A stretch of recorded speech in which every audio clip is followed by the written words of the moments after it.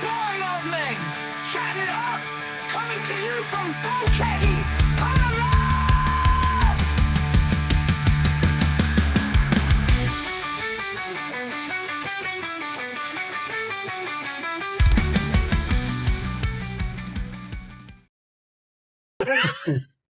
No, it does.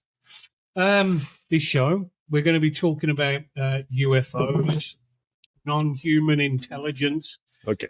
and everything that's been going on in, since 2017, really, since the New York Times article dropped, and sort of like made claims that the US government hadn't really given up the search for UFOs, with Project Blue Book.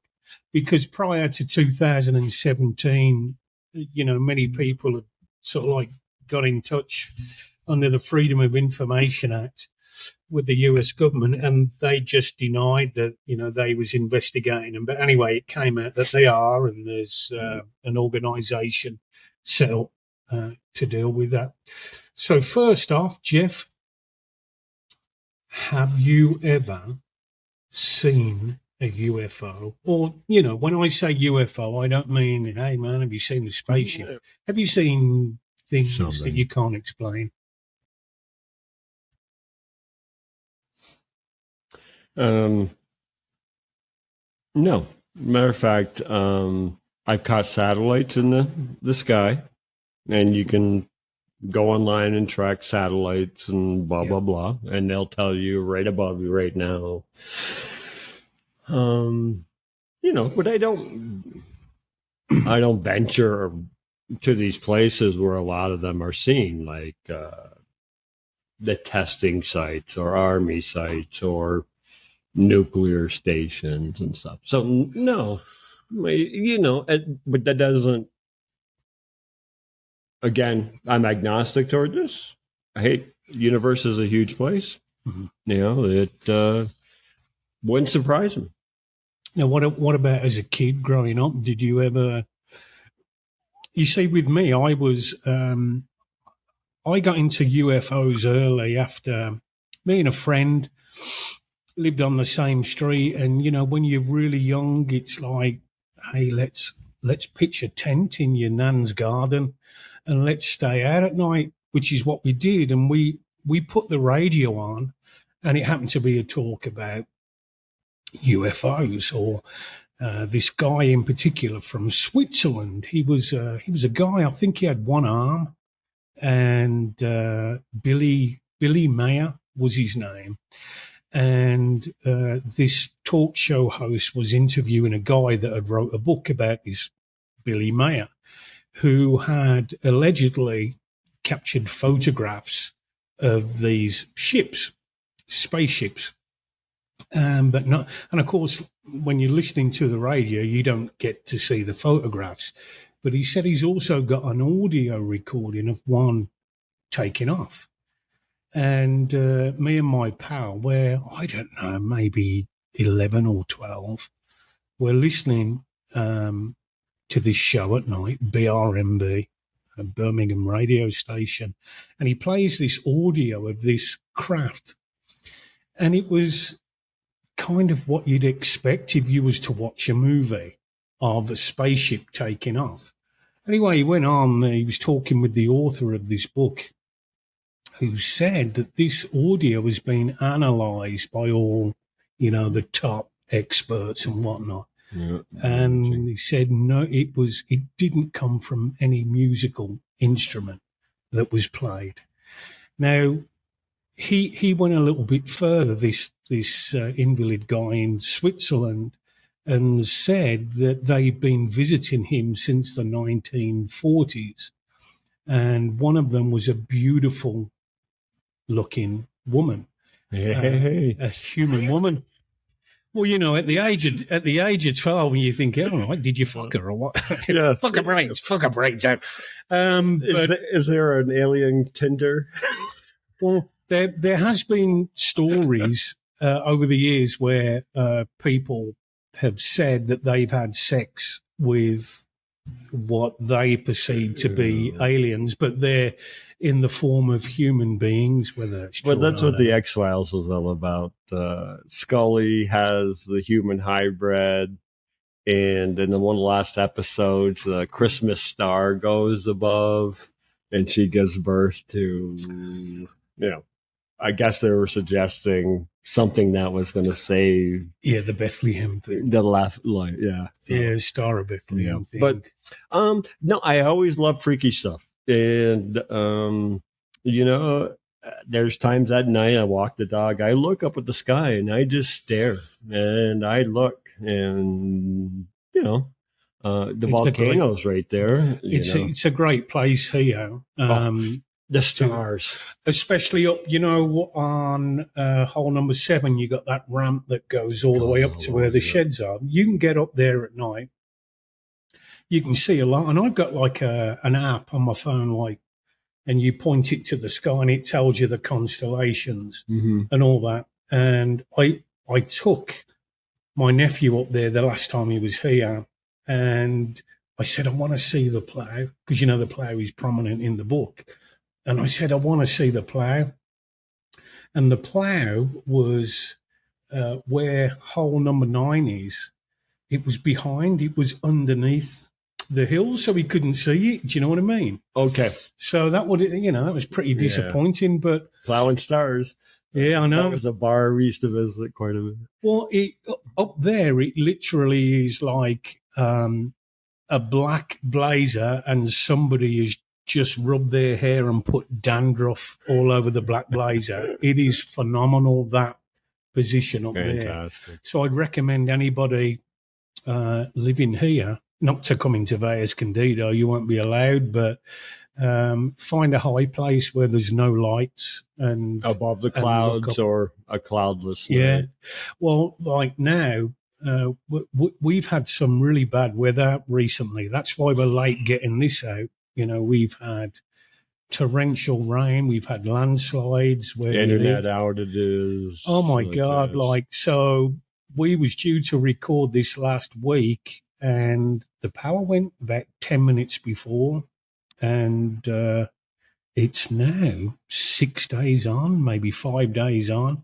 We're now recording. But that's the beauty of living. If you're not working, that's the beauty of living. It is here. Which, funnily enough, it gave me the impetus to pick up a book. And I'd been reading. I'd travelled back to England last year, and I brought a book while I was there. And I thought, I'm going to read this. But, one thing leads to another, and your friends want your attention and whatnot. So you go out with your friends, and I actually finished it during the downtime. The internet went off, and we was without internet for about 2 or 3 days. Is this the book you just gave me? Yeah. You want to show it? Or? Yeah, show it. So it's a book by Diana Pascula, I think you pronounce her name. So look, Pasolka, Diana Pasolka. It's called American Cosmic, and Diana is she's researched religion for a very, very long time, and she kind of joins the two together, and not in a biased kind of way. She's pretty skeptical about the whole thing, but as the book goes on, you can see how she changes her mind. I highly recommend this if you're into UFOs and stuff like that. I've also read Lou Elizondo's book Imminent, which came out a couple of months ago, and I read that in a few days. I had it on Kindle, and I was expecting to see stuff in there that he'd not mentioned in interviews, but there was maybe one or two things, but nothing to write home about. But nonetheless, I thought it was a really, really good book. He's a great writer. He's a great orator as well, and many people like me, listen to him. I don't hang on to his every word, and I think he'd kind of like that. Do you know what I mean? Yeah. That people don't hang on to you every word. You should be skeptical, right? Just don't take my word for it. 100%. This is what he says. He doesn't say we should be skeptical. He says, don't just take my word for it. And he's more or less saying get out there and do your own research. Now, getting back to how I got into it, we listened to this audio, me and a friend of mine, and then shortly after that, we started looking at the sky.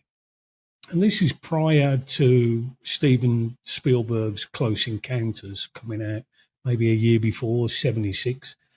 And we got to the stage, and, back then we could stay out late. Our mum and dad didn't mind us staying out late as long as we stayed in the vicinity, And we used to lie on the pavement looking up at the night sky. Fantastic. And that's when we started to see things that we wouldn't have saw had we not have laid down on the floor. Yeah.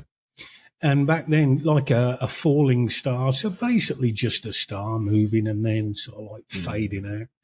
And that really intrigued us. And then I think it was me, there was a movie on one of the channels, and there was no cable TV back then, at least not in England. And it was a story about Betty and Barney Hill. Have you heard that one? I don't know. Sounds familiar. So Betty, but you're talking a long time ago. It was 1961. I was born in 1966. So yes, no, I have not heard of them. Not when I watched it, but when this encounter happened. They was a couple driving. I think they was driving from Canada, and it was a hell of a long time. They was heading towards New Hampshire, where they lived, I think. Mm-hmm. And they saw this object in the sky and pulled over and said, "What the hell is it?" He had a pair of binoculars on him. And then they heard this beeping in the back of the car while they're driving. So again, he pulled over. And then the next thing they know, they're back on the road again, driving. The time lapse and everything else. So they got back to where they lived. Barney had a series of terrible headaches and nightmares, and so did his wife, Betty.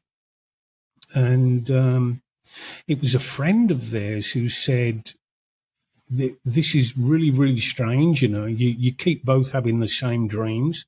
You need to go and see somebody about it. They went to see a shrink, and it was him that recommended regression, where you try and tap into this missing time. Hypnosis, regression. Yeah, hypnosis. But why not an MRI? Because everyone has those metal objects. Just do an MRI. What the hell is that right there? But this was like 1961. Oh, okay. Yeah. MRI. And anyway, so they went to see... Metal detector.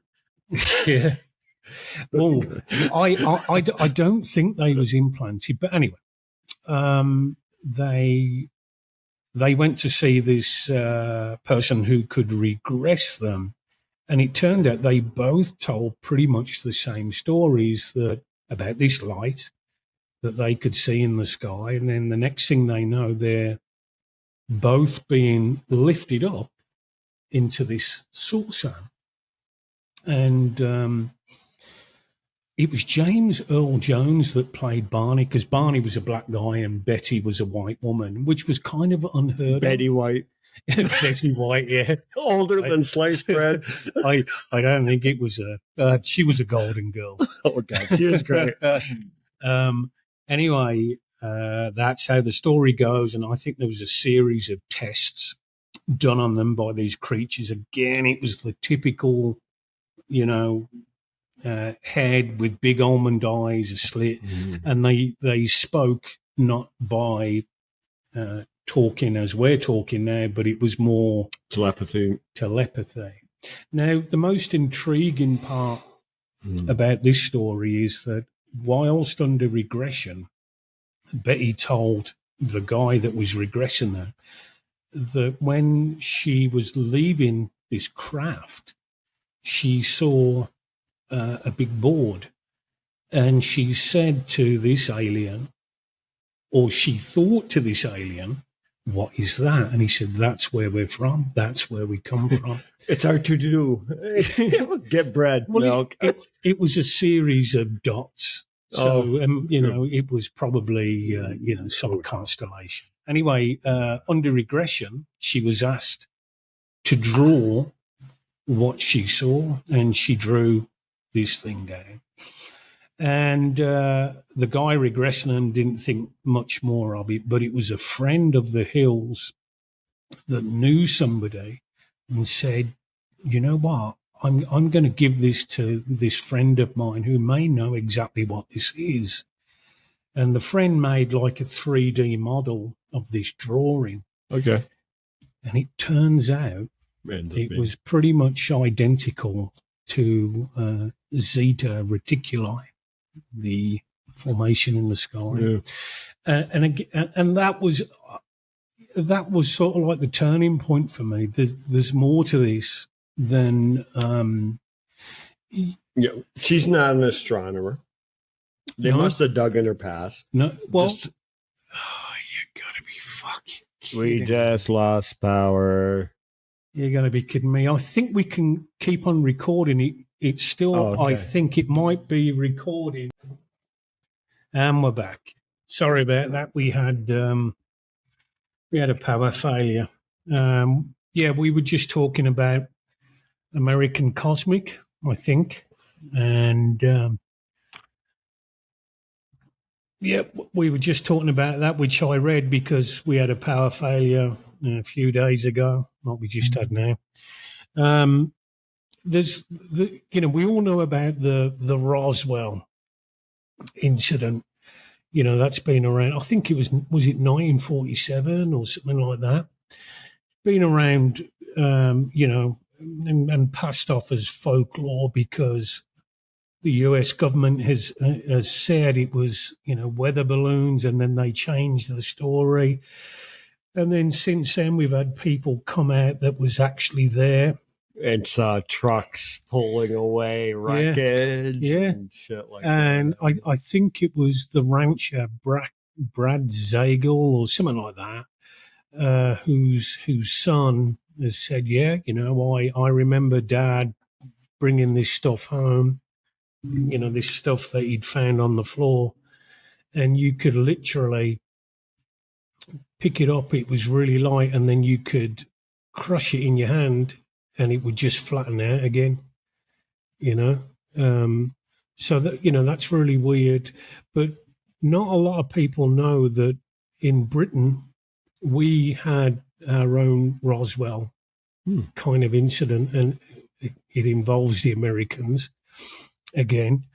It was an Air Force base on the east coast of England, in an area called Rendlesham Forest, and it was the early 80s, and there was a bunch of people that saw this light, bunch of military people that saw this light, and the main man of this base, I think he was a Lieutenant Charles Holt. He went out with his men, and they went into the woods to try and find out what this light was, and it was a nuclear base. And we'll get more onto that a little bit later. And they saw this object in the sky, and the story's kind of changed over the years. One guy said he went up to it, it had landed, and he touched it, and he noticed like hieroglyphics around the side of it.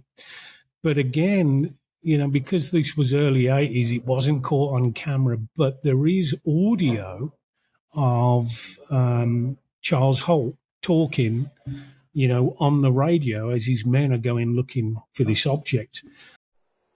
150 feet or more from the initial, I should say, suspected impact point. Having a difficulty, we can't get the light all to work. Seems to be some kind of mechanical problem. Let's send it back, get another light. Meantime, we're going to take some readings for the Geiger counter and chase around the air a little bit, wait for another light all to come back in. Stay on matching up the security controls? Yes, that's more 1 and a 5 to 5 number. Okay, we're now approaching the area within about 25, 30 feet. What kind of readings are we getting? Anything? Just minor clicks. Minor clicks. Now, the official explanation of that from the Ministry of Defence was that these highly trained military personnel witnessed a lighthouse in the distance. That's all it was. Of course. I mean, any specially trained Army personnel would know a lighthouse from a UFO. You know, this story has, well, it's never been debunked for one, despite what the MOD put out. It's never been debunked. Whereas Roswell, because the American government have said, we was training out there and we was flying stuff that we didn't want the Russians to know about and stuff. And this whole thing about Area 51 is the same for years. They denied it. It even existed, Area 51. But if you get close to it, yeah, you're going to be arrested. Yeah. Well, now, in these days, you will do. Now, Bob Lazar, he's the guy that came out, again, this was the 80s, and said that he worked in an area just off Area 51.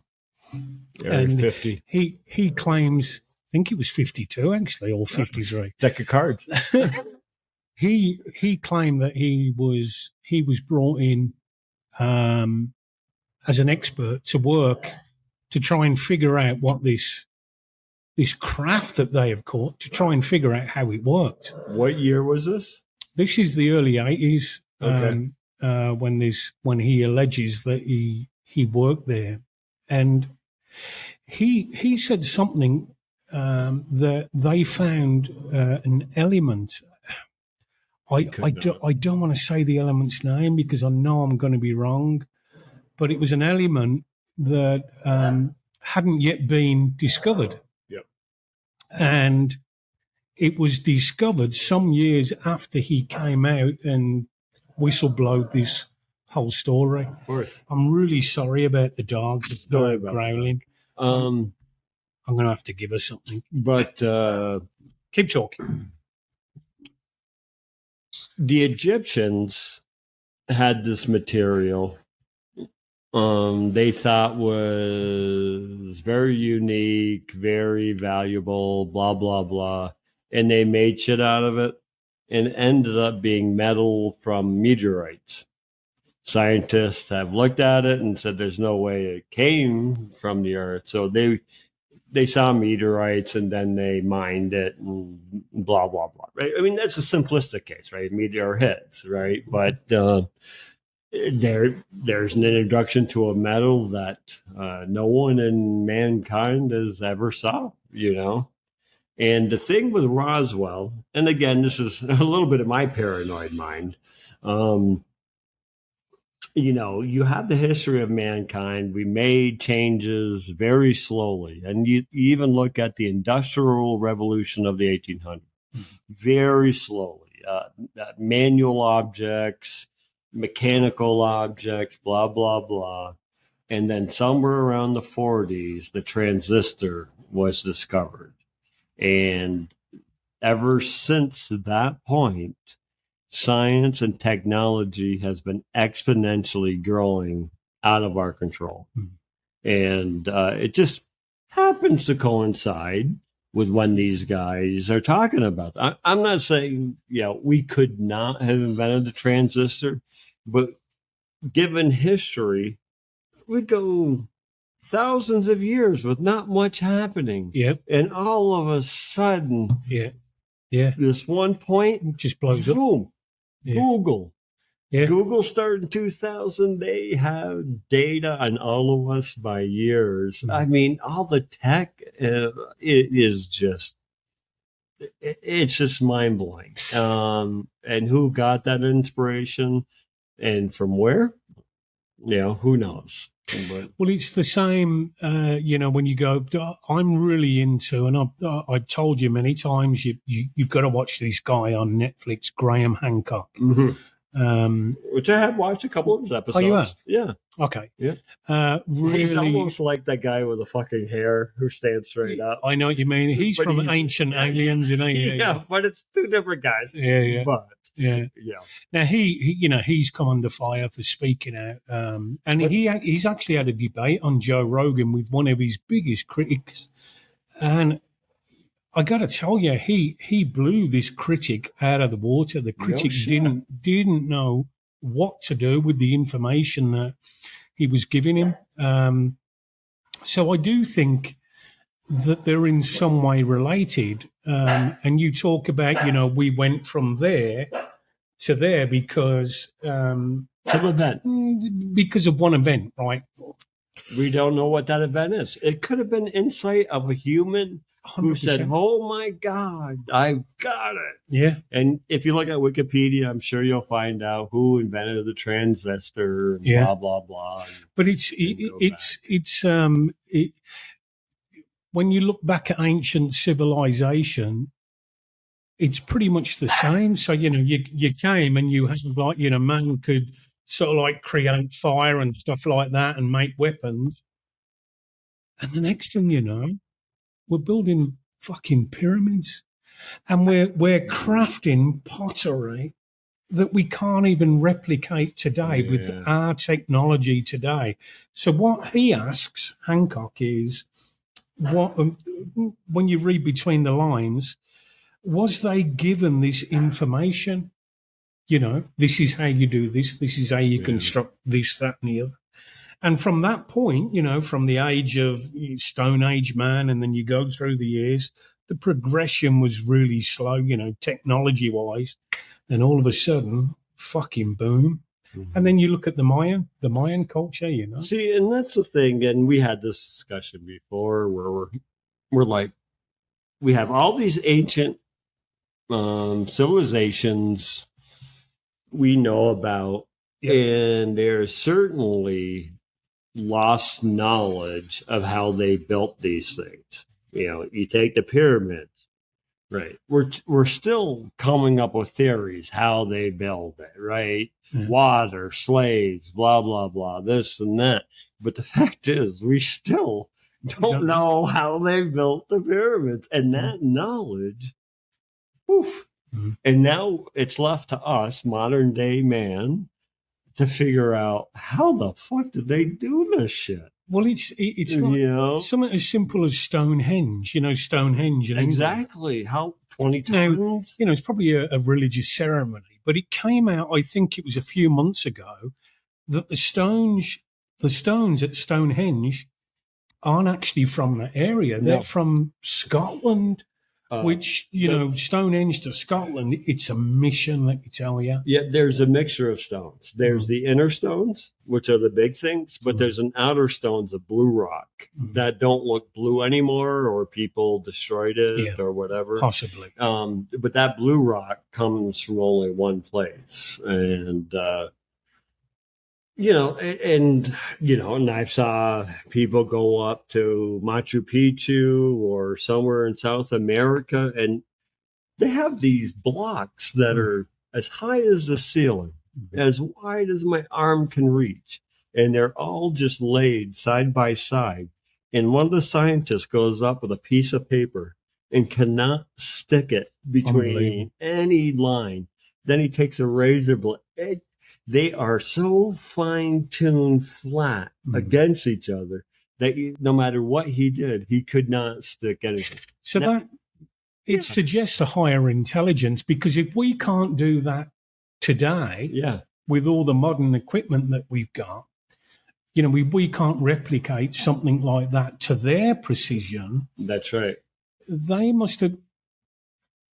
must be more advanced than what we are today. Using hand tools. Yeah. Now, how can you be more advanced all those years ago and not made that advancement go upwards? Yeah. We've kind of gone down. Huge trucks, huge cranes that can lift buildings and all this other shit. They didn't have that. but they did it anyways. Yeah. And all that knowledge, it's just like the Phoenicians. I sent Bob a thing about Phoenicians, and they wrote a lot down on papyrus, which doesn't survive a lot. Phoenicians are the first ones to come up with an alphabet. You know, they're very intelligent. They wrote everything on papyrus, some rock, but all that knowledge they wrote is just long gone. I mean, these are the people that developed the alphabet. It's the modern day invisible ink, isn't it? Do you know what I mean? So do you think we're just constantly in a state of reinventing things over and over and over again? We possibly are, you know. I mean, who's to say, and this is a little bit woo, but who's to say that there's an end. So you go through life, and apart from death, there's an end, and it has to go round in a circle again when you start all over again. And we're maybe just a third of the way through that until eventually we can get the knowledge of what they had to build the pyramids.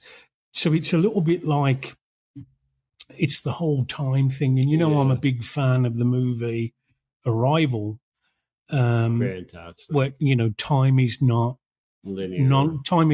It's language. It's not linear, it's to them, it's non-linear, and that suggests a loop, just constant time. God, you're not moving forward. You can't go back. We kind of realize that our memories can, and we're always in the present. But that's why libraries are so important, right? Yeah. Research, unless save it. Unless words were written on papyrus, they don't want it. Yeah, I don't. The only reason why these didn't exist was the papyrus documents they found in like Egypt. It's arid, dry, and it survived. Where they were, humidity, everything else had just flopped around. But and I saw one college where they try to recreate the monolith, a huge monolith. And what they did was from 2001, you're on about now. Yeah, and they built a big box of sand with a hole that was clogged, and with just his class, they rolled this huge multi-ton monolith up this ramp. And once it got to the sand, they opened up a hole in the bottom and just started shoveling sand out.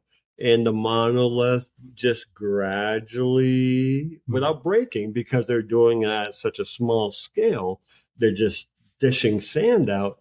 And eventually the monolith stands up, settles. There you go. Now that I can believe, right? That's something they did. But we know the rocks didn't come from Egypt. How'd they get there? They suggested that if slaves rolled the rocks up, the ramp would have had to be 3 miles long. Yeah, coming closer. 3 miles. Bloody hell. Yeah. And these guys, and whatever I read, if you were a bricklayer, you were paid a lot. If you were a slave, you were paid in beers a day and shit. You were not disrespected in any way. Didn't they recently find archaeologists find a bunch of tools in a prince's chamber in Egypt? And they thought, well, this is wrong because it wasn't that, the princes never went out there. They were the ones giving the orders. It was the slaves that did this, that, and the other. And that kind of threw a lot of questions out there that, well, are we wrong here? Was it really just the slaves, or was there other involvement, To make it just more simpler to build. Yeah. And I would think, well, it's funny because like Cleopatra, she was a leader of the Egyptians, but she's closer to the iPhone than she is the pyramids. That's right. I Right. remember So we had this discussion one of our Fridays. Yeah. So it's just like, how long ago were they built? Mhm. And even she doesn't even know kind of how it happened, and not let's not forget, pyramid is a shape where a lot of New Age people use.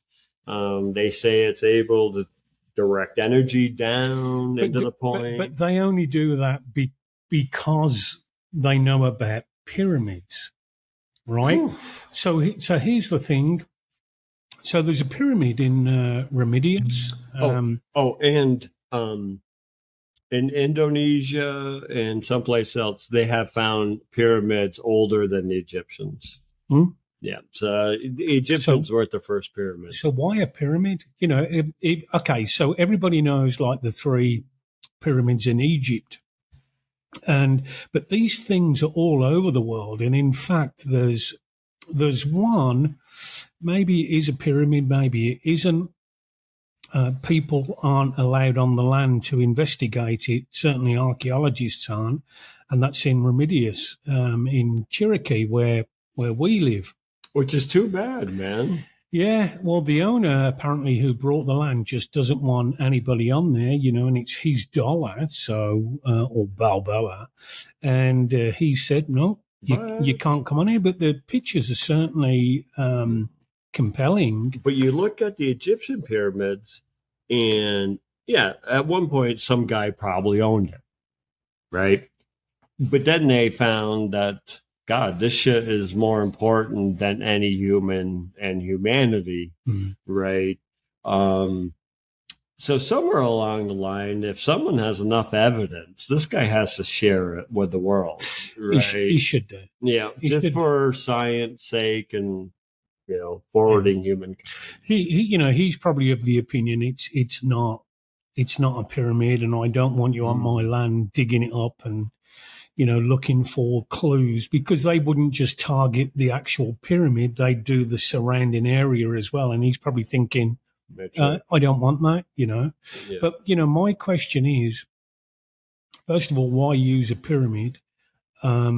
Because these things have been spotted all over the world. So why would somebody build a pyramid in Egypt and then somebody in Panama, if it is true, build a pyramid around the same time in like Mesopotamia? Yeah, like that, sort of like roundabout. So who there was no travel then. You couldn't travel from Egypt to Panama, so somebody must have said something. And these are all over the world. I'm just using Panama and Egypt as examples.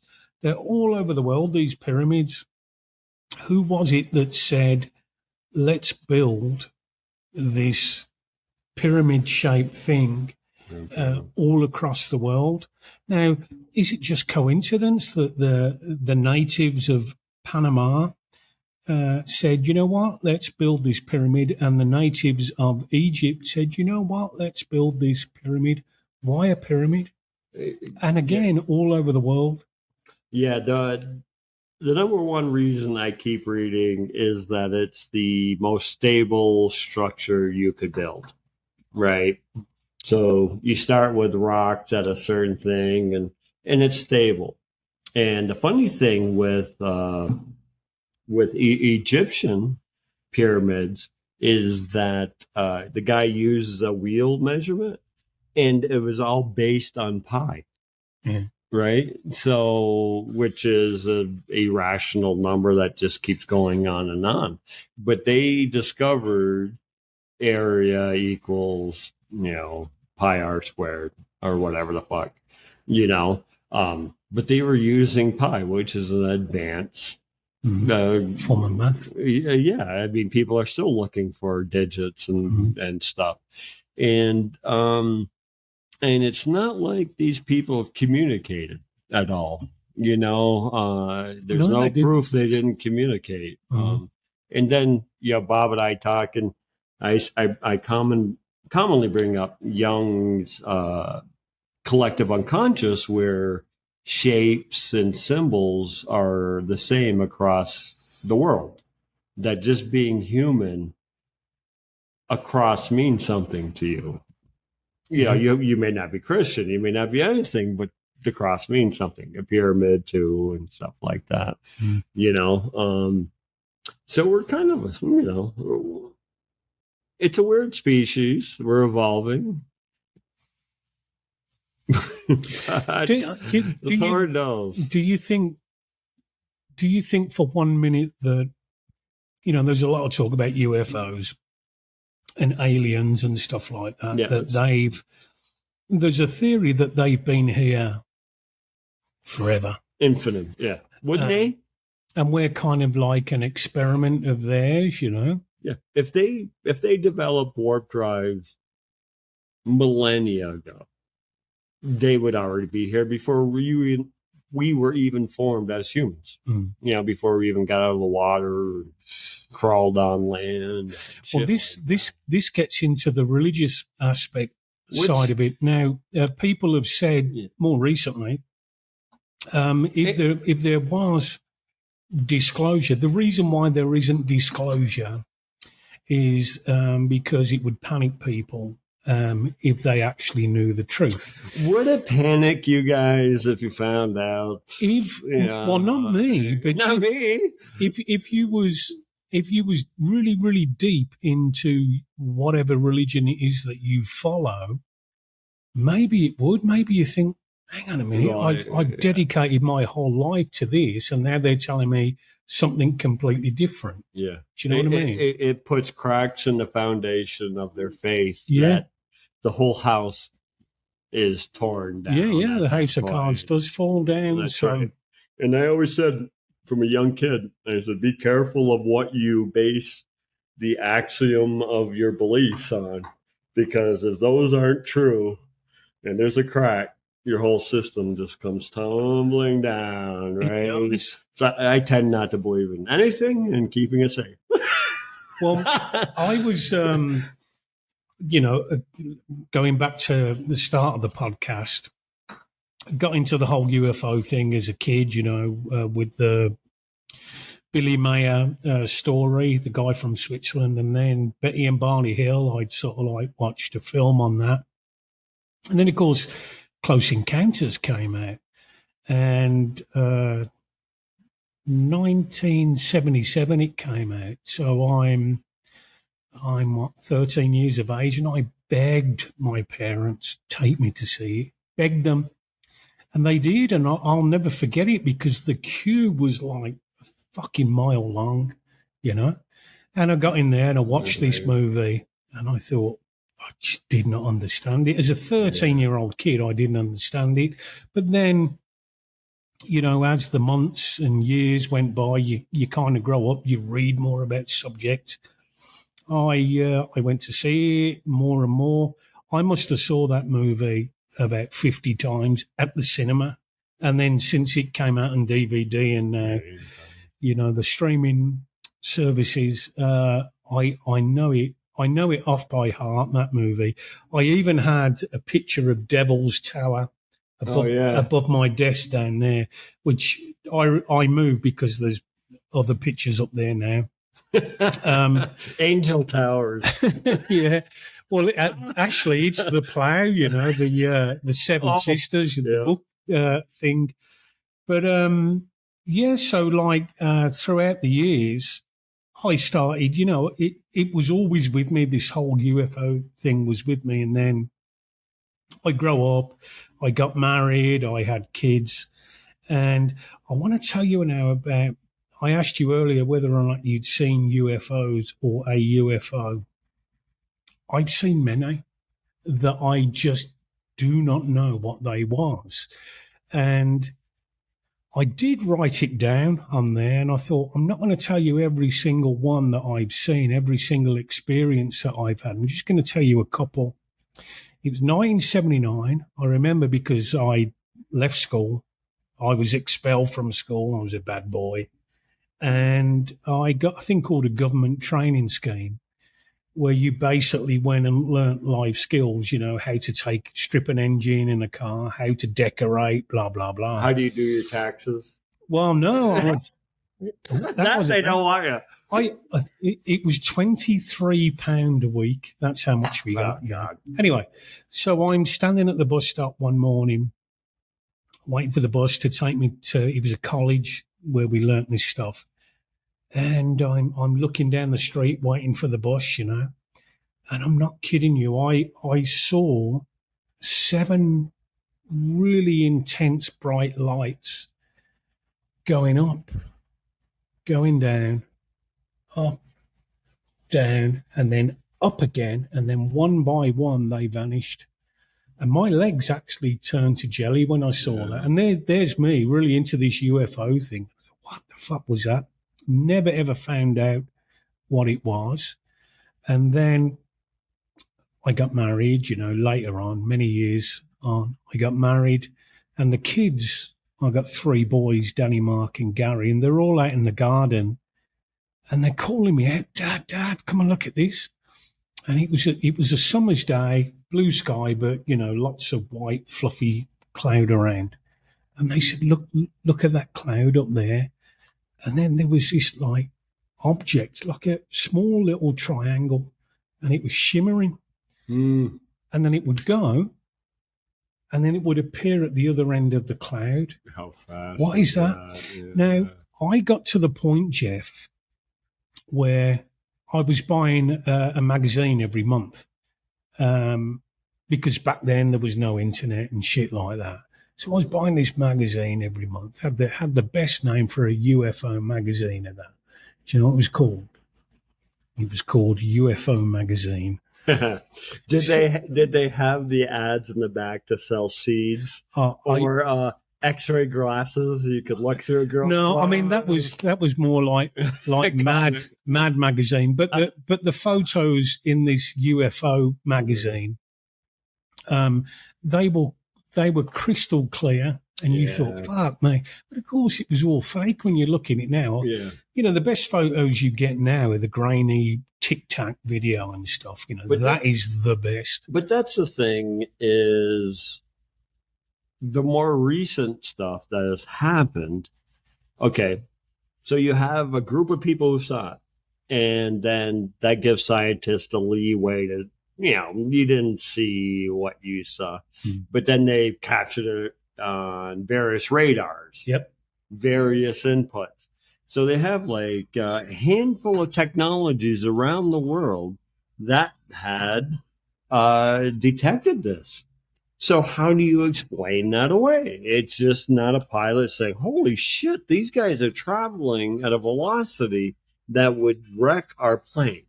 Yep. Right? And not only are they saying it, but the radar data is saying any scanning of the skies, they all corroborate. And that's where I get interested. Is like, Jesus Christ, holy, because I want some data to go along with it. And again, I'm not anti any religion, and all that, Catholicism, Muslim, whatever. This is not to insult any of you guys at all. This is just 2 humans being inquisitive about things that we've come across. So, I mean, once they showed the data, it's just like, holy shit. And they started mentioning, we captured it by this.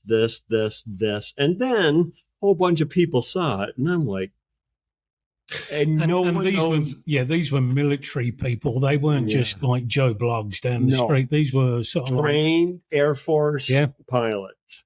Yeah. And they even said they were moving so fast, it would destroy modern day airplanes or jets that we have. Well, the Tic Tac story, which kind of made the news in 2017, the pilot was Dave Fravor. And he's since give evidence under oath, Dave Fravor, but he's wasn't his co-pilot, but I don't know what you call him, the wingman or something like that. Somebody that was in another plane. Well, someone has to be on the side just in case something happened. Well, so there was more than one plane that saw this thing, and the other pilot was a woman, Alex Dietrich. I think that's how you pronounce her name. And, she said she saw it, and it didn't last very long. So the memory will always be there because it's something really odd that you've seen. And I think the most intriguing part about the story is Fravor and Dietrich were flying over the area in the ocean. They saw the ocean kind of bubbling up, like white water.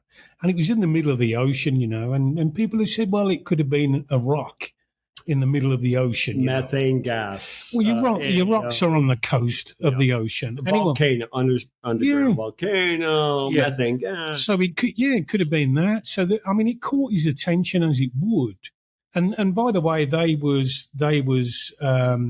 sort of like doing training maneuvers, and before they went out, they was told you've got to fly from here and you've got to get to this point. And the most intriguing part about it for me, when Fravor sort of like engaged this thing that he describes as a tic-tac, when you fly a plane, you just can't go direct down to this thing, especially one of these huge military planes. You have to sort of like circle around to get to that point. A very slow descent. Yeah. So as Fravor started doing that, this tic-tac started doing it as well. Almost mimicking him, or definitely mimicking him. And then he says, it was gone. Then he got a radio call because, all the time he's on his radio, you're not going to believe this, what and see. Then he got a call on the radio. You're not going to believe where this object is now. And he said, tell me. He said, it's at the cap point. Now, the cap point is where they were supposed to be flying to. Wow. So it had gone from fucking around with Fravor, gone, boomf, gone. And again, we've got the infrared or night vision or whatever it is. We've got that evidence on there, and this thing is actually they lock onto it. The little square in the middle of the square. That's right.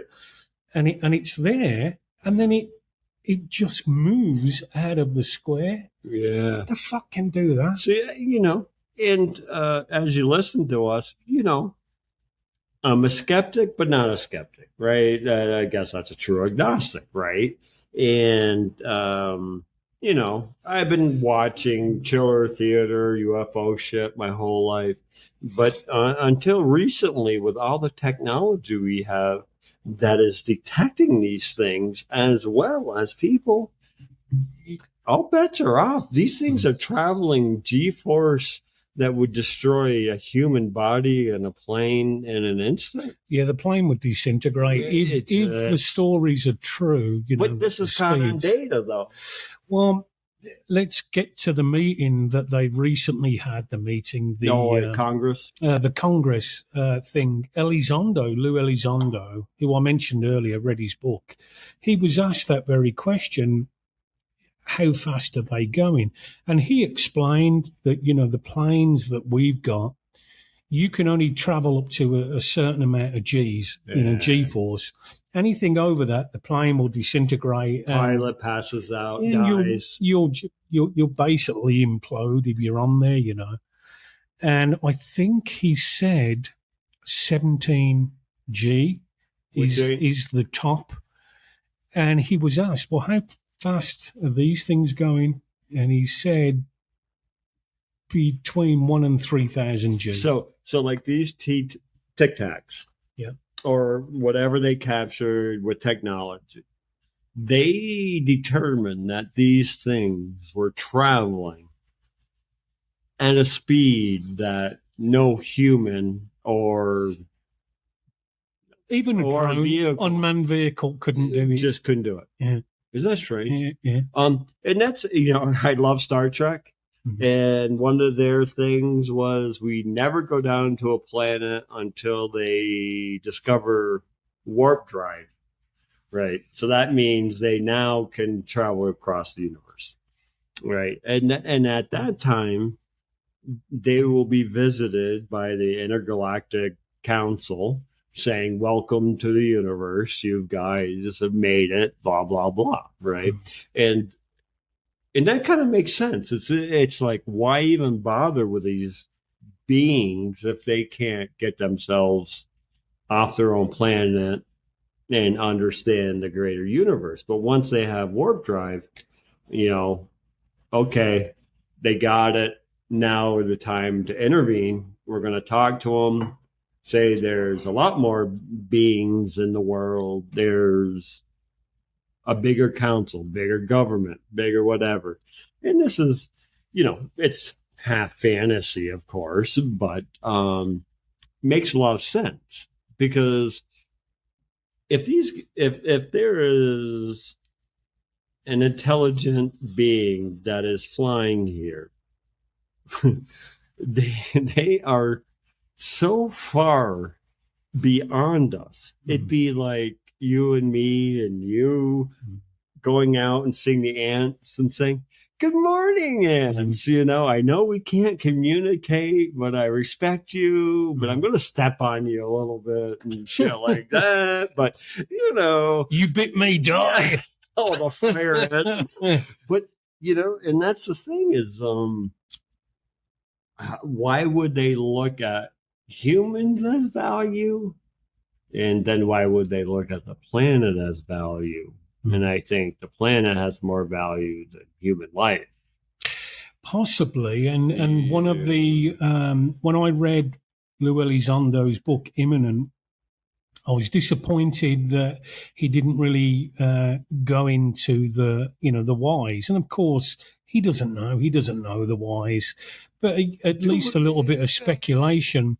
So the fact that Fravor saw this thing hovering over Whitewater suggests to me either they're under the ocean, that's where they come from, or they're using water, ocean water, as a means of like gas.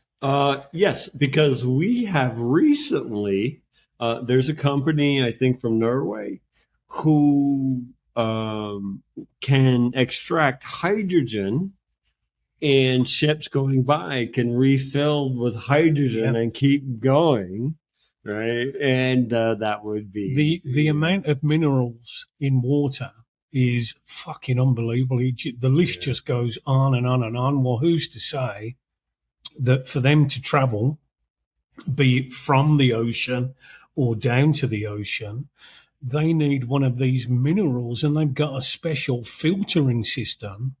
We can, as humans, we can extract salt from water and drink it, just with basic tools. Yeah. If you're out there and we can extract hydrogen, we can extract a lot of fuels. And for me, it's an optimization. Like when people started putting up windmills across the ocean in front of England. Well, come to find out, monarch butterflies would fly that route, and they would get as far as Afghanistan to pollinate crops.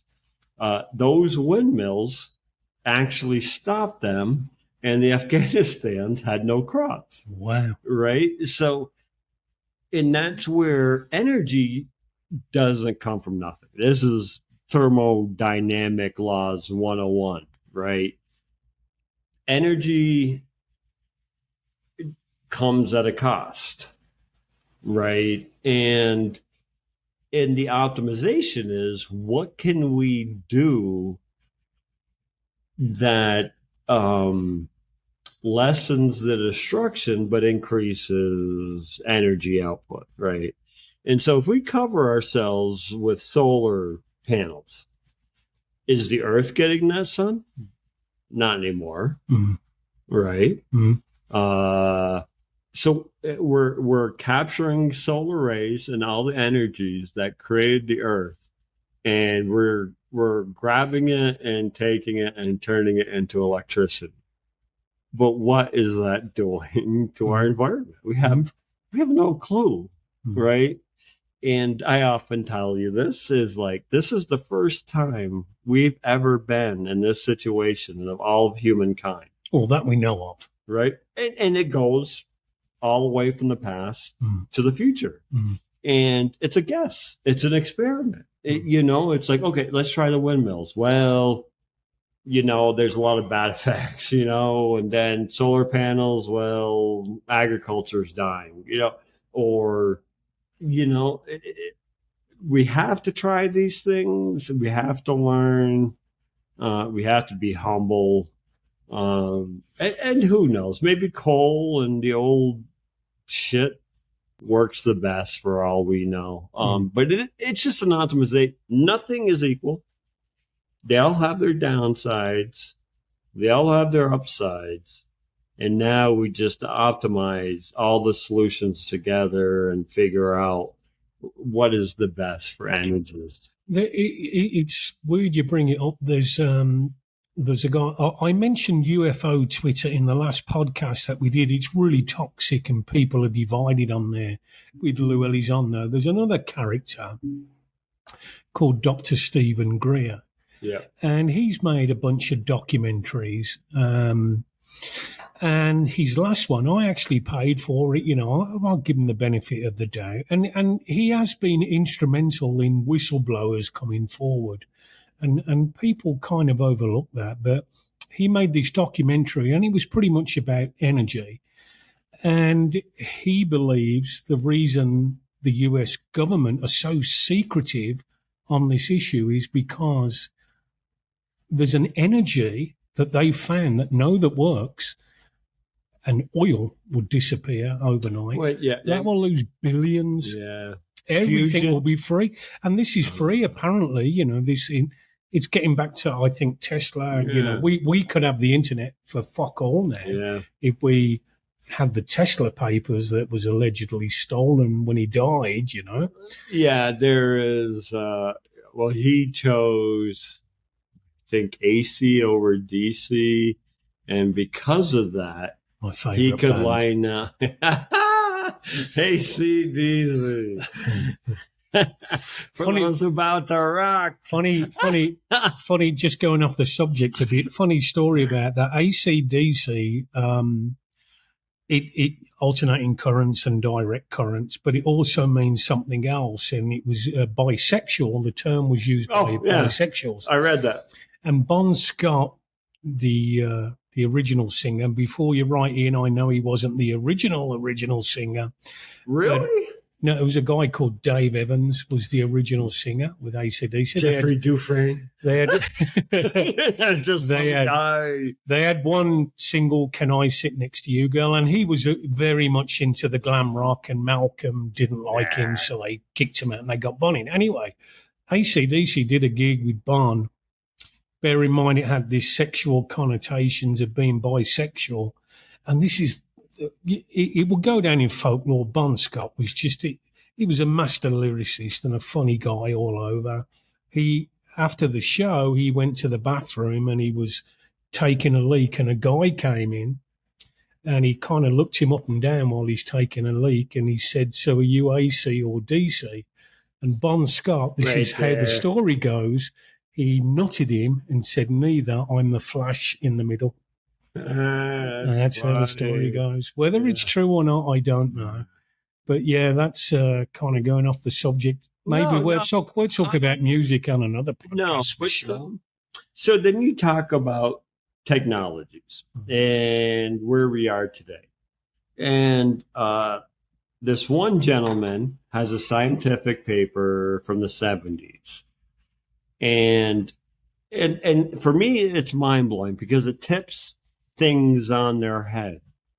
And I love when things do this, or people do this, or they discover where what's good for the gander all of a sudden comes back and right.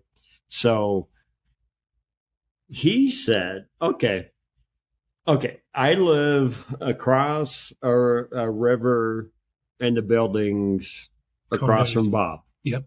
Takes me 5 minutes to walk, right? 5 minutes, half a mile, quarter mile. Who the fuck knows? Yeah. Right. So say 5 minutes, quarter mile. Now, and this is what they're getting at. I mean, essentially is, okay, how can I make me go faster? Right. Well, first off, I can run. All right, I got it down to a couple minutes. I could take my golf cart, get there quicker, blah, blah, blah. This one guy suggested, well, what if you could pull Bob to you? Tell me this story. You said this the other night. We was with Kev. By the way, we're going to be interviewing this fascinating guy called Kevin on probably our next podcast. And you really need to tune in for that one. Fascinating bloke. But Jeff told this story the other night when the power went down and we couldn't record a podcast. And Jeff, and Kevin sat outside, had a few beers. And yeah, Jeff told this story. Carry on, mate. So basically, I mean, again, this is just a theory, right?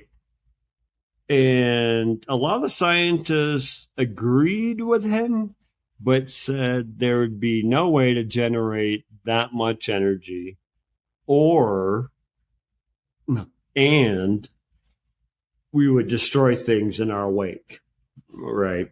So basically what I would do, like a carpet. So if you're kneeling on a carpet and you start pulling the edge of the carpet up to you, and letting the wrinkles go behind you, eventually you're bringing the edge of carpet right to you, right? There's no time involved. It's just I'm moving space. I'm bringing space to me. I'm letting it go out.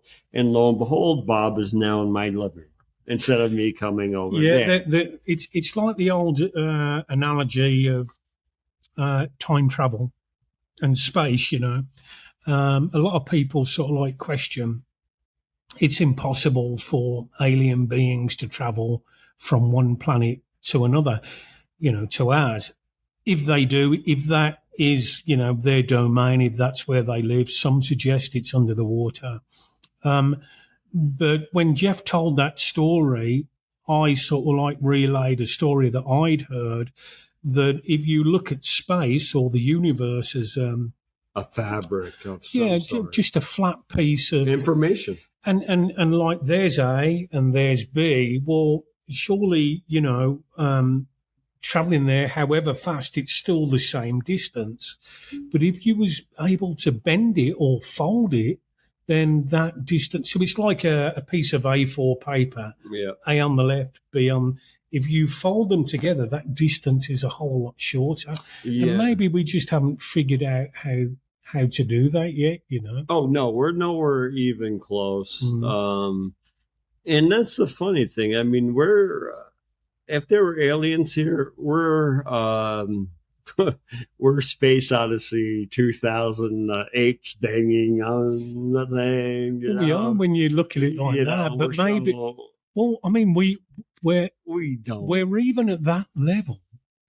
When we look at the pyramids, and how they were built, where we don't know how they were built, so they was intelligent, and we're the ape. Yeah, many years on. Let's talk about this secret program that dropped from. I think it's okay to call him a journalist, Michael Schellenberger. Can I the one other theory that I mentioned that day? So so you have time and space, right? And right, either it's going to take time to get there, or you decrease the space to get there, and it flips it on its head. Right? Because all we know is we got to get in a car and drive 45 minutes to David. Now, what happens if we could bring David to us? Wouldn't that be brilliant? Right? And but not the weather. Not the 99 degrees. Oh, my God. It's so hot. But then this other scientist, and you can look these up. And if after this, I'll look them up and Bob will post them. This one guy, or scientists, they said they could theoretically create a universe in a lab.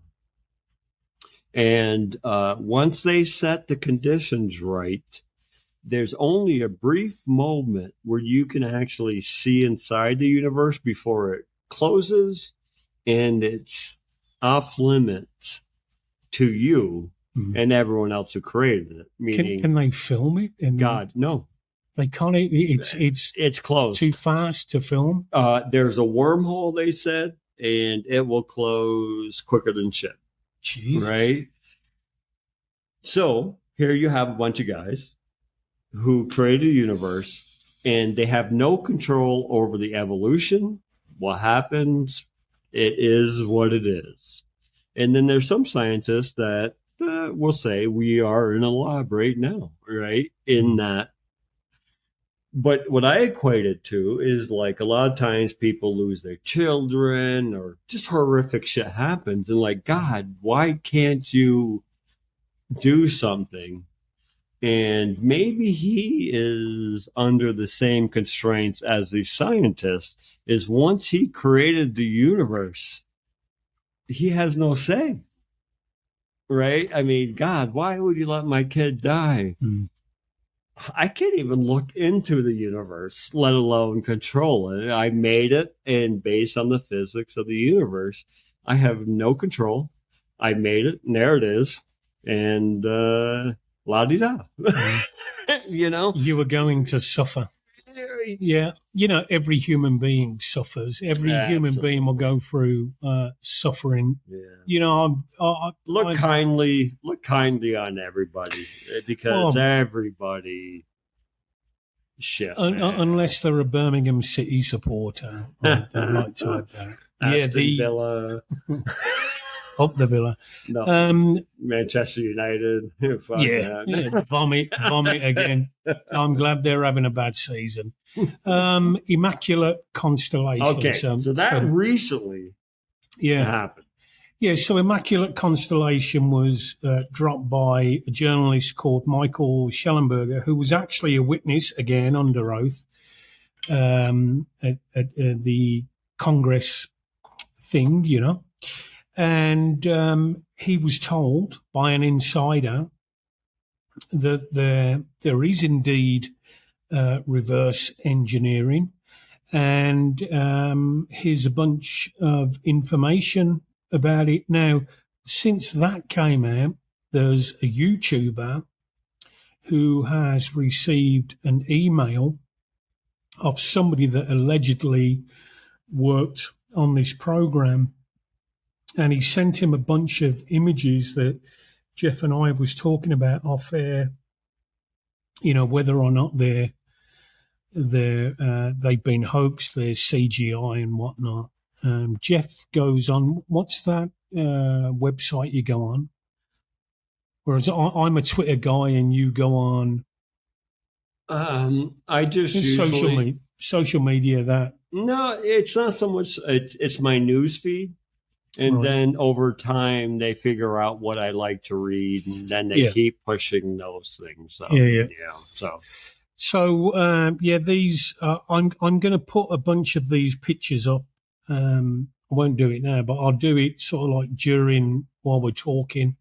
It will be after show, and you kind of make your own mind up. But there's these images. Again, they've been redacted, you know.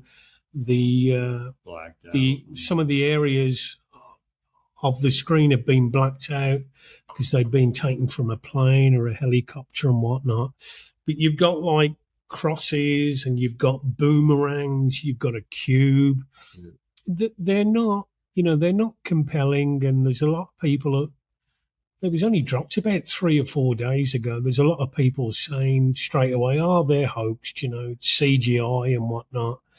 But this was captured by the Air Force, and not just the U.S. military. These are things that are in the Immaculate Constellation program, which Michael Schellenberger, the journalist, spoke to a source, and that's all you get at the moment. It was a source. He was asked by Congress to reveal his source, and he said, No, I can't do it. I'm not going to do it. Can't do it. Yeah, I'm a journalist, and I don't reveal my sources.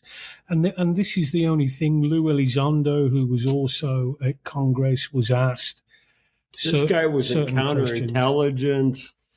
Oh, yeah. He's bound by so many NDAs. Well, his NDA, interestingly, he was asked by a congressman. I don't know if, because it's bipartisan, you got Republicans and Democrats on there.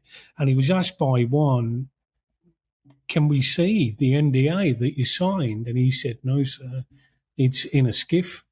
It's actually in a skiff. You can't get access to it now. I've read that David Grush, prior to this recent Congress meeting, David Grush, he was like the original whistleblower. He gave evidence. And, a lot of the questions they asked him, I can't answer that publicly, but in a skiff, I can.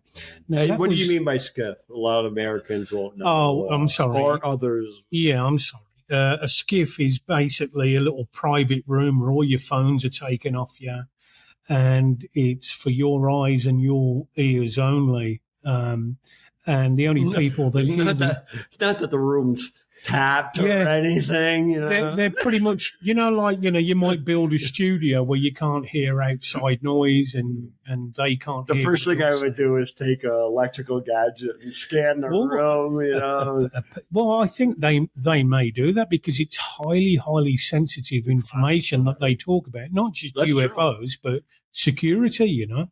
Anyway, Grush, over 13 months ago, said to Congress, I can talk about it. I can tell you the exact aviation company that are building reverse engineering and these things. Lockheed Martin. Well, Lockheed Martin has been mentioned. Yeah, all of them.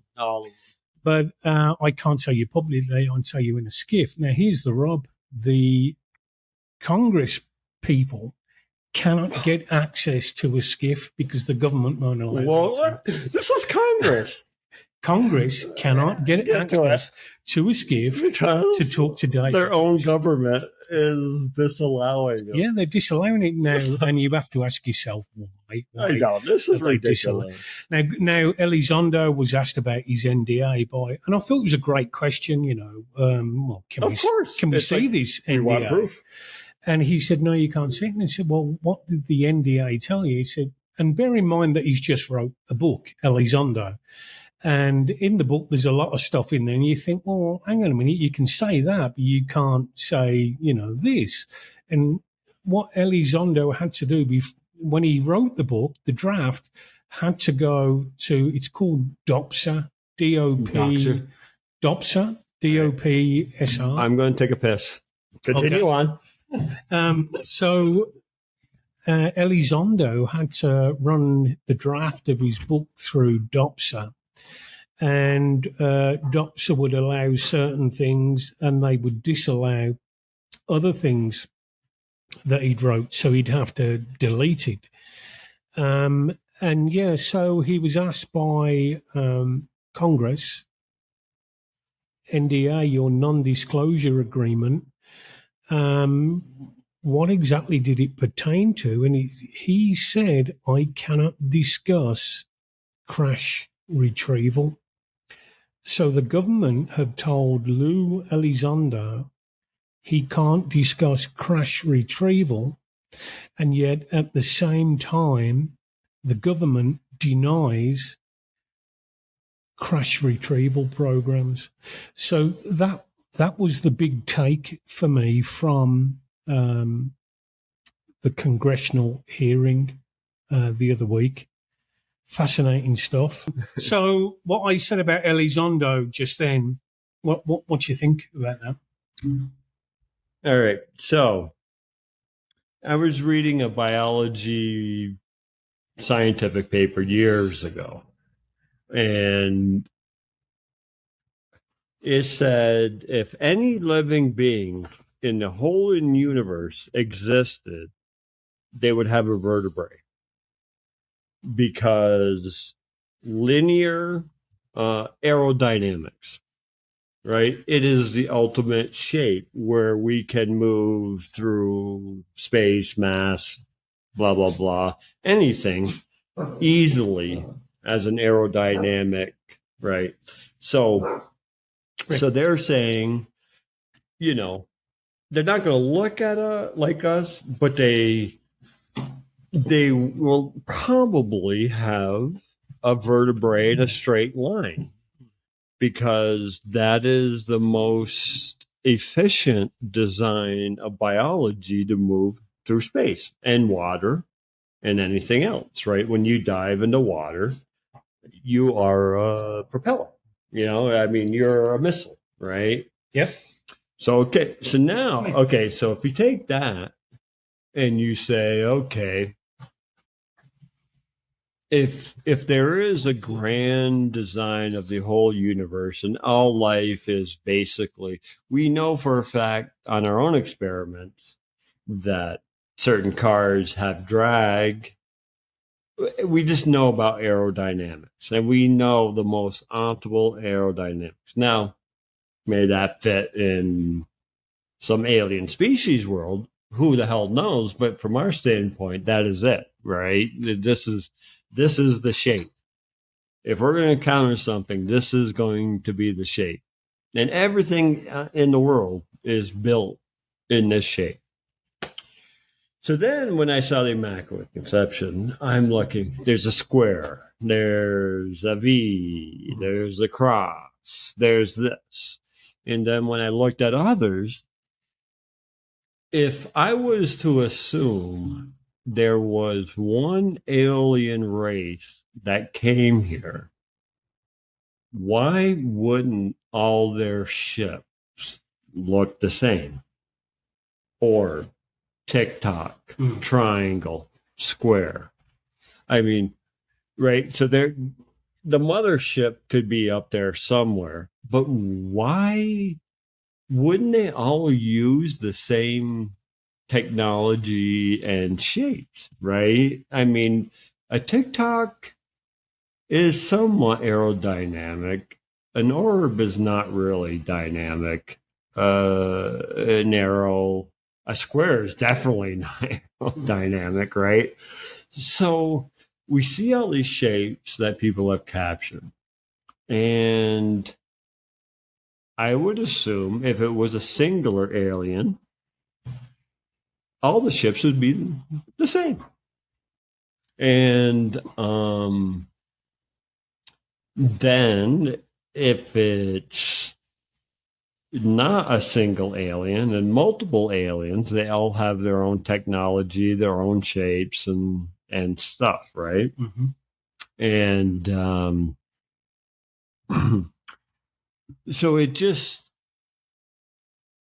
as an engineer, I want continuity. Here's the best way to do this. And if you want to do this, this is the most perfect way we have ever proven to go from this area to the next. You know? But no, we see all sorts of shapes, which are, so I'm thinking, well, maybe there's multiple races here of aliens, right? There's not just one. They all have their own technology that governs their shape. And then I started joking around with one of my friends or Sue, and I'm saying, well, maybe they have a used car lot up in space, and they're like, you know, I want the orb. The father wants the orb because it's fast, it's high G, but the mother, like, I like the triangle. I'm a soccer alien. I have to bring my alien kids to soccer, shit like that. You know, so do you have your choice of what the fuck you fly in or something? But the crux of the matter is, why are we seeing so many different shapes? Well, let's just say that we are not the only people in the universe or beyond our universe. Yeah. So maybe people from different parts of the universe have different craft, you know. They have different crafts. It's like you can't fly a submarine, can you? You know, and that's and that kind of leads to my point. Either we have one alien with multi-use vehicles, or we have multiple aliens with their own individual vehicles, right? And when I was getting to the spine thing, we defeated the Nazis, and we took it. The scientist von Braun. He was developing rockets for the Nazis. And lucky for him, we were very interested in his technology, so he didn't get punished or anything for all the atrocities they did. And what was the shape of his rocket? Every single thing that we have ever set up to space is geared off the principles of this one guy. And it's a straight vertebrae. The rocket is a straight vertebrae, right? And we've never gotten away from that. So we haven't built a round thing to go up. We always built these straight rockets. Well, Sputnik, I mean, that was kind of round and it was floating around in space. A satellite, yeah. A satellite, I mean, once you get out into space, that's what then you take apart everything or dump it, and then you just kind of float with everything, So, I mean, this is as far as we've gotten in space technology. Elon Musk uses it. NASA uses it. I think Musk. I mean, when you look at Musk, and not only is he sending them off, but when they come down, he's actually landing them down again. Do you know what I mean? Because he doesn't want to waste material. That's right. Yeah. So very clever. Listen, the battery's about to go. All right. So it's been a blast, and we've had problems while we've been recording this with another power outage, but it's something that we definitely will revisit. If you have got any UFO encounters that you want to tell us about, especially local. My God! Yes. If anyone out there, yeah, we've not even touched on, which I did have, on my notes there about UFOs over Boquete in Cherokee.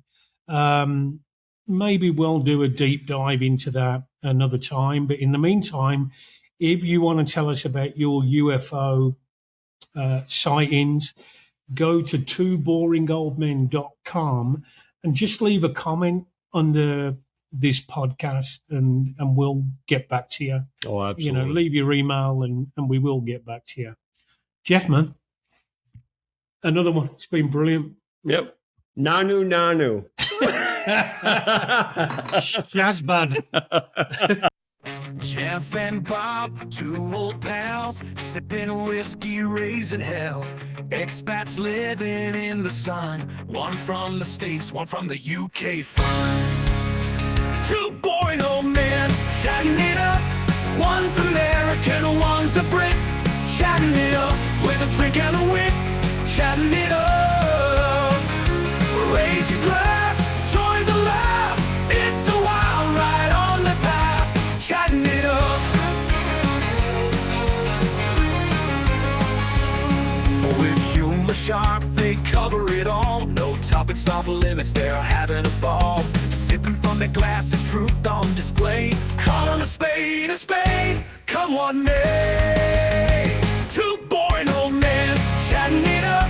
One's American, one's a Brit. Chatting it up with a drink and a wit. Chatting it up. Raise your glass, join the laugh. It's a wild ride on the path. Chatting it up. Yeah. From UFOs to ghostly tales, politics and brews never fail. Diving deep with laughs and cheer. The gift of gab is crystal clear. So sit right back, don't miss the fun. Chatting it up with Jeff and Bob. the night's just begun. Chatting it up. Pour another round, let the stories flow. With each sip, the good vibes grow. Chatting it up. Two boring old men chatting it up. One's American, one's a Brit. Chatting it up with a drink and a wit. Chatting it up. Raise your glass, join the laugh. Chatting it up. It's a wild ride on the path. Chatting it up. Oh yeah. Whiskey on the rocks, just pouring right. Sipping and laughing deep into the night. So raise your glass, join in the fun. Jeff forgot the party's just begun. Two boring old men chatting it up. One's American, one's a Brit. With a drink and a wit. Chatting it up. Chatting it up. Raise your glass, join the laugh. It's a